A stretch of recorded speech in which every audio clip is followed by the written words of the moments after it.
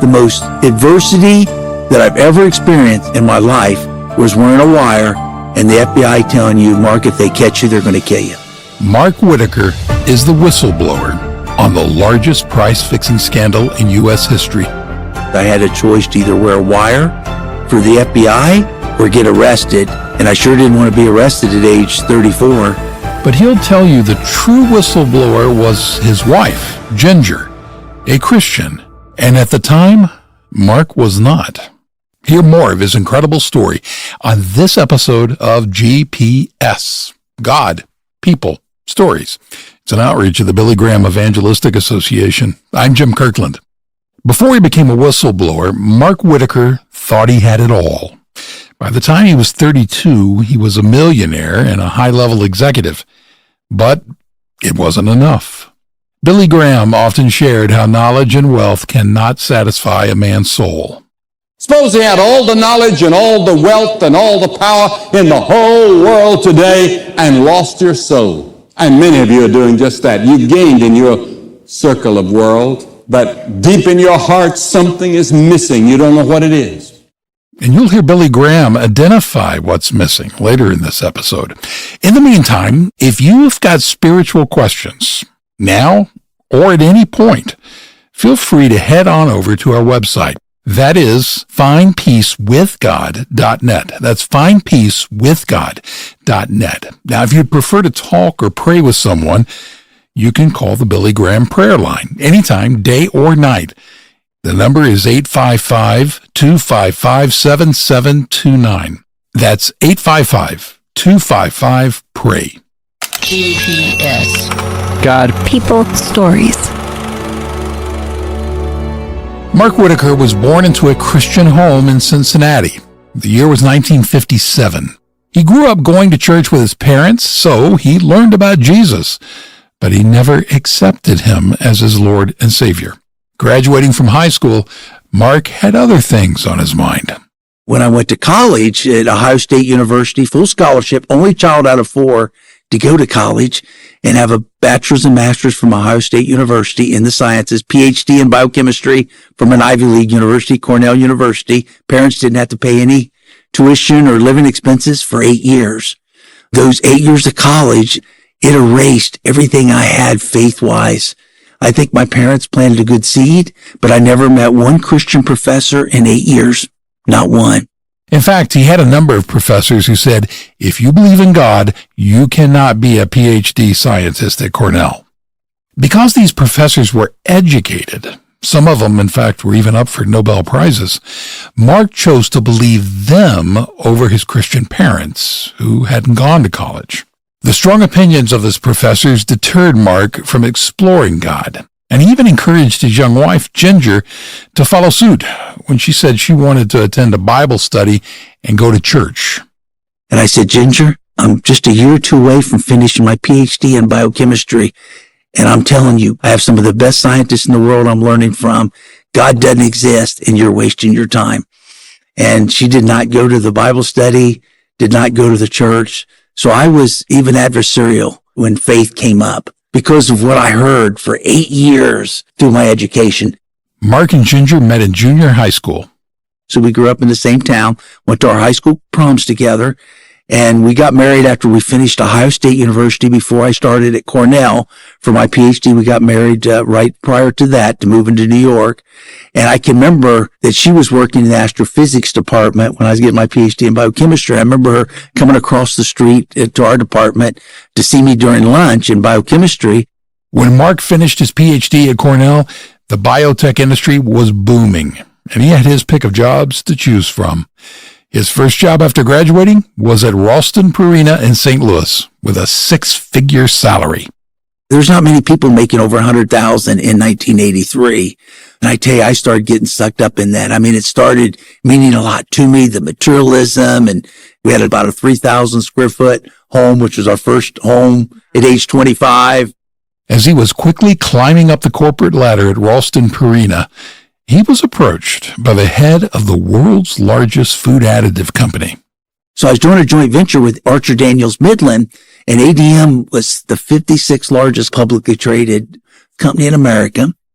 $70 billion in revenue, 32,000 employees, and the CEO was 75 years old. And after a couple years working with him, he said, Mark, why don't you join us? At first, Mark refused. He couldn't imagine leaving a job he loved. But then ADM's CEO gave him an offer he just couldn't turn down. He said, I'll give you a base salary, the level of your entire compensation where you're currently at, but I'll give you a bonus potential that'd be up to $3 million a year. And I'll give you your own jet. Our 7 top executives get a jet, a Falcon 50. I'll make you divisional president of the biotech division, which is what my background was, corporate vice president of the whole company. Mark asked, where do I sign?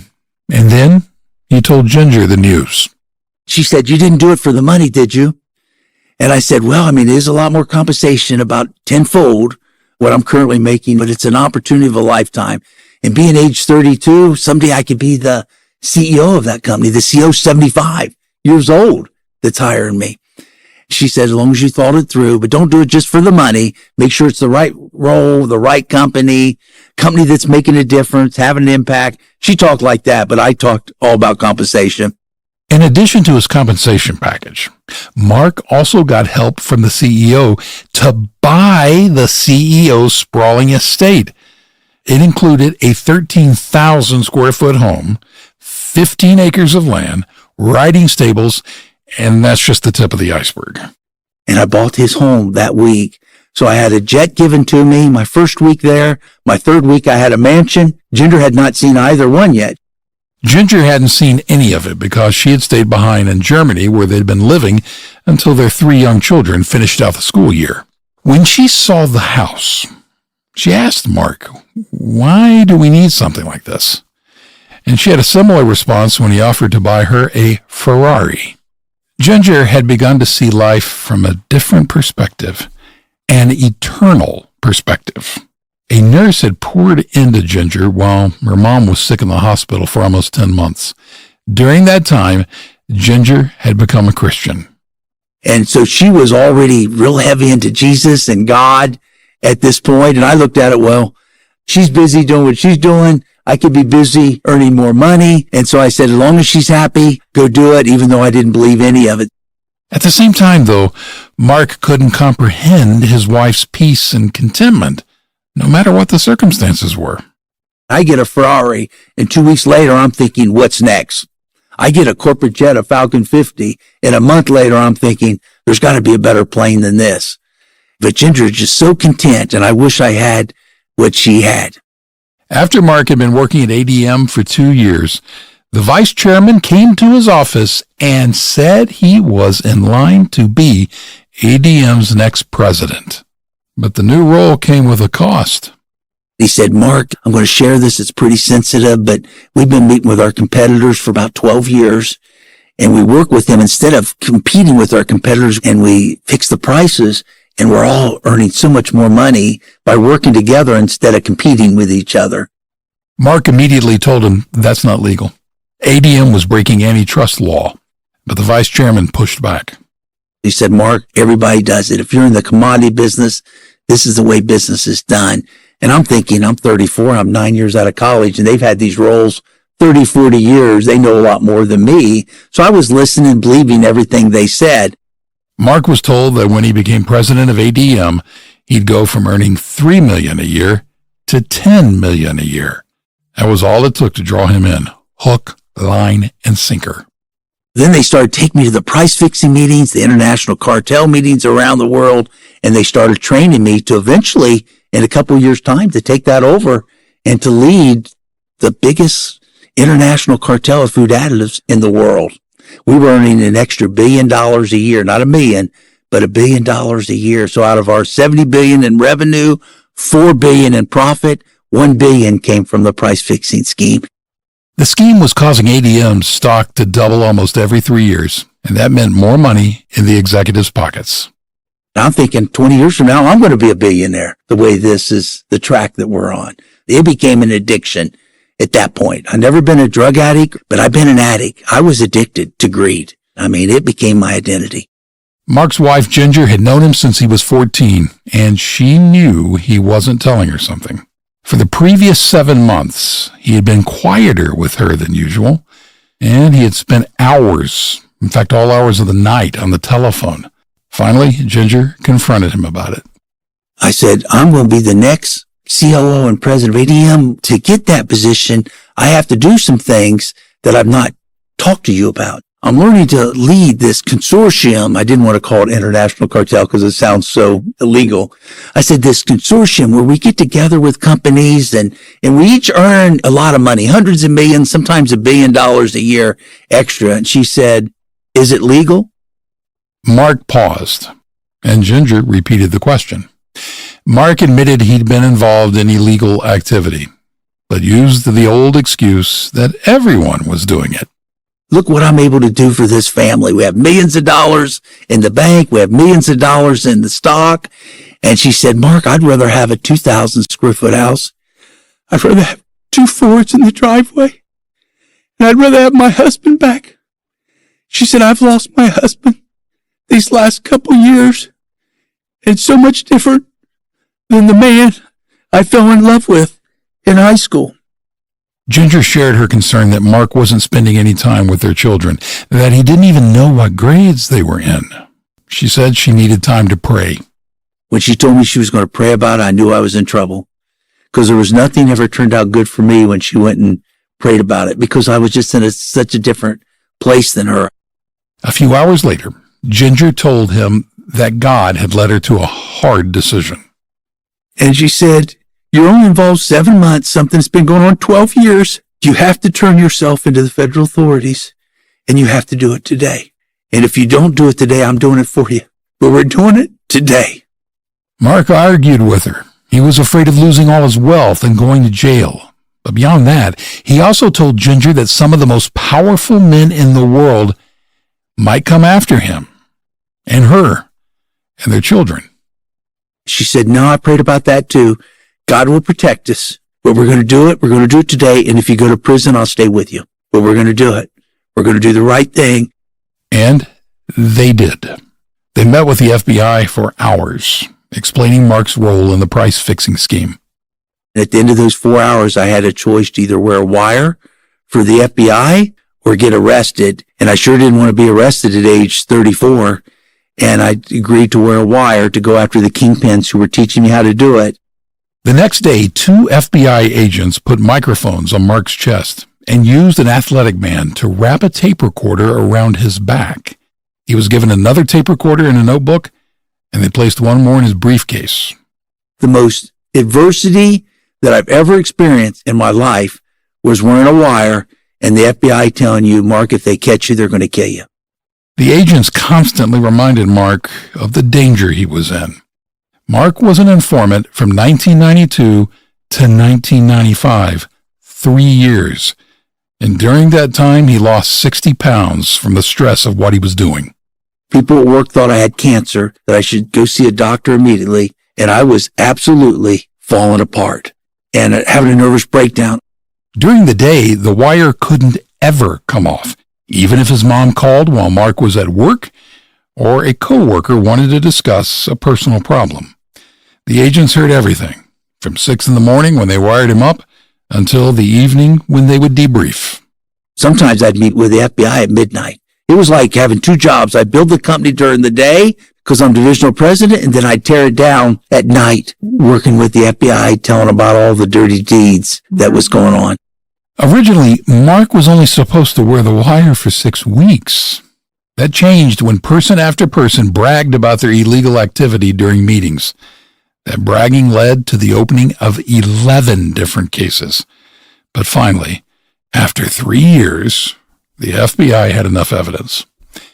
On June 27, 1995, 70 agents raided ADM, including Mark's office. That was to make him look like a defendant and to help protect him. Although Mark had full immunity for wearing the wire, he wasn't in the clear yet. The day that ADM learned I was working with the FBI, they called the FBI and said, hey, he's no white knight informant. He's got $9 million I'm sure he didn't tell you about. Sure enough, Mark hadn't told the FBI that he was going to receive $9 million as an under-the-table bonus in the price-fixing scheme. And that money wasn't being reported to the IRS or Securities and Exchange Commission. I'm thinking, who's going to hire someone after they wear a wire against their own company? It's easier to get a job as a felon than someone that wore a wire against their own company. So I thought, I can't tell the FBI about the $9 million. They're going to require me give that up. And that's going to be my severance package. I'm going to need that. Because of his decision, the FBI could no longer give Mark full immunity. He had not paid taxes, and he had committed fraud. But given all the work he did for the FBI, they were able to offer him a 6-month plea deal. By the time I was finished wearing a wire, I was 38. And my lawyer calls me in Chicago, said, Mark, these others are going to go to prison for several years. You got 6 months. It's a deal of a lifetime. I highly recommend you take it. We got 48 hours to sign it. Mark, they're doing you a big favor. Ginger looks at me and says, Mark, let's put this behind us. What an opportunity. And I'll visit you every weekend. Let's get through it. And I looked at Ginger and I said, Ginger, it's all your fault. In his anger, Mark ripped up the plea agreement, fired his lawyer, and the next day hired a whole group of lawyers. They fought his case for 3 years, but he ended up being sentenced to 8.5 years. I could not imagine going to prison 8.5 years when I could have had 6 months. And I wrote a 17-page letter to Ginger and my 3 kids, and I tried to kill myself. I said, my life's over. No hope. Was helpless and hopeless. And I was hospitalized for a month and treated for post-traumatic stress disorder and depression. The judge gave Mark 7 months to get more stabilized and to get his house in order. All I thought about is, well, I need to find a way to kill myself before I go to prison. I was just so depressed and so suicidal even after I attempted suicide. A month after Mark attempted to take his own life, a man came to visit. His name was Ian. He was chief financial officer of a biotech company, but Mark didn't know him and actually thought he was a reporter wanting to do an interview. And he said, no, CBMC, Christian Businessman Connection. And I want to tell you something, Mark.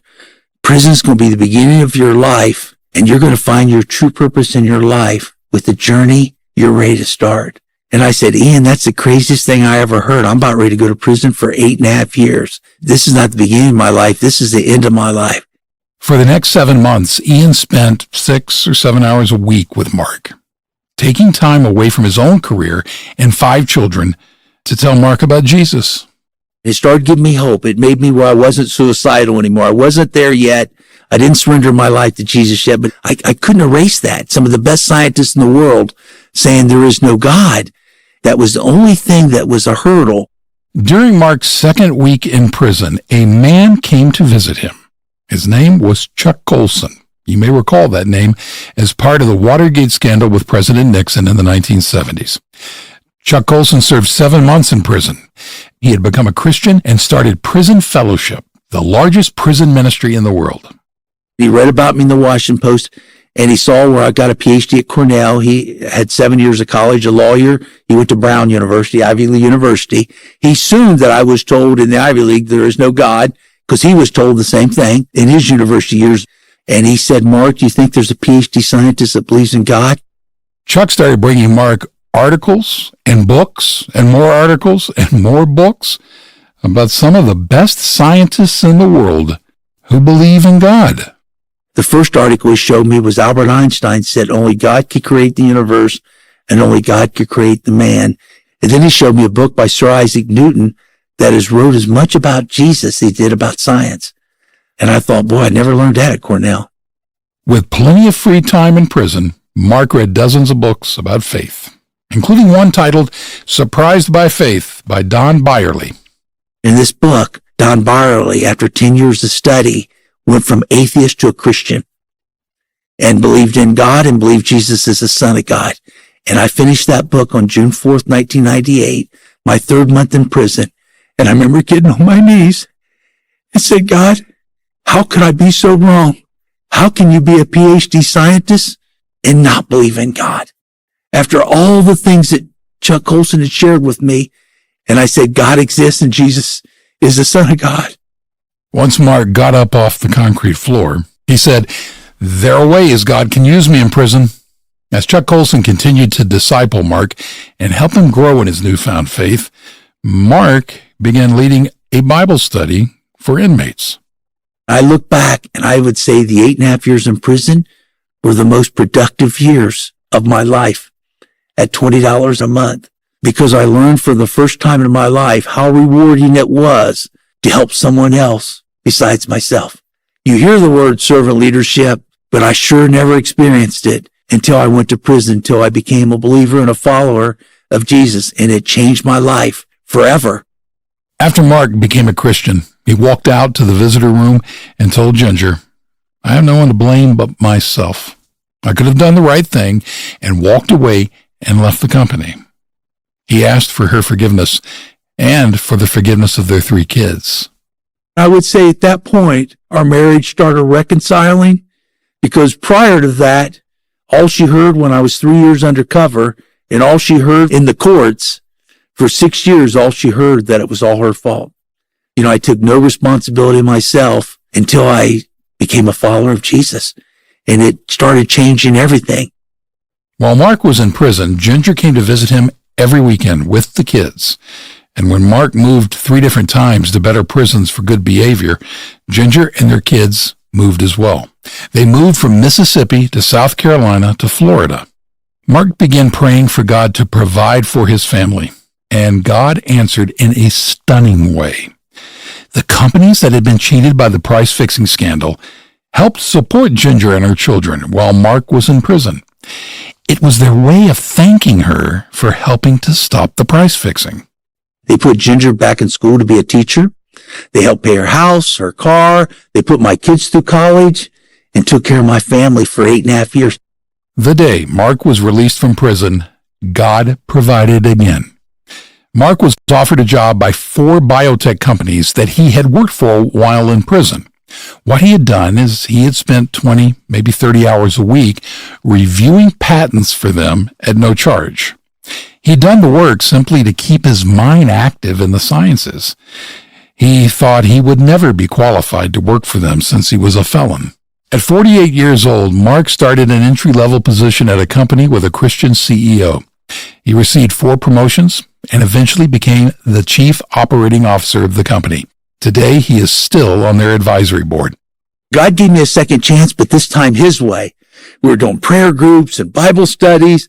We saw no better place for faith than at work. And I learned this whole faith at work movement in that company at the Cypress Biotech, and cancer research and doing clinical trials. Currently, Mark works at Coca-Cola Consolidated, a purpose-driven, faith-friendly company. He is the vice president of culture and care, and God has completely shifted Mark's perspective on money and generosity. I look at it, Psalms 24:1, God owns it all. He owns the universe and everything in it, including us, our families, our bank accounts, our homes, our cars, our retirement accounts. So the jets don't mean anything to me. The mansions don't mean anything. I feel so blessed to have the home we have and cars that we have. And we could have even a lot nicer, but we love being generous and supporting nonprofits that we really believe in. We want to be steered how God wants us to use his resources in our time, treasure, and talent.